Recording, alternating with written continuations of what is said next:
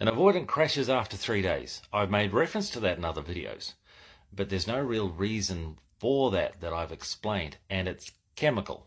We're going to be talking about chemistry here just for a little bit. Understanding that an avoidant is in a constant state of fight, flight, and freeze. Now, they are always feeling as if they're insufficient. They're always feeling as if their needs are far too much for another person to cope with, because that was the pattern that existed as a child. None of their needs were met. So they expect that to be the pattern for the future as well, at least subconsciously.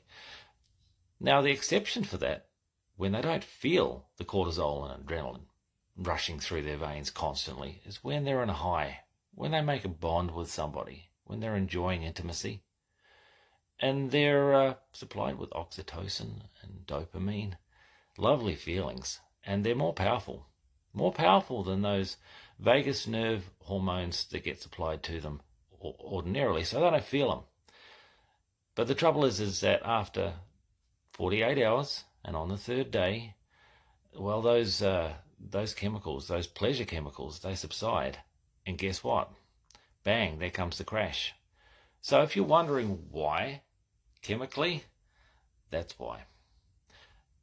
Understand to expect this to happen repetitiously, and the way to avoid it being too much of a crash is to not engage the avoidant too much while they're on a high. Give them what they would be normally comfortable with, and plus a little bit more. What I mean by that is if they want to repattern and recognize that vulnerability is not actually a risk, it's not a reason for someone to take advantage of them, at least not you as their partner, then don't overwhelm them during the time when they're in a high, so that when they look back on that time, they don't feel like they've overdone it. And they don't feel that regret.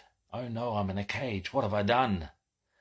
So even though they might be really into it, just give them a little plus a bit more.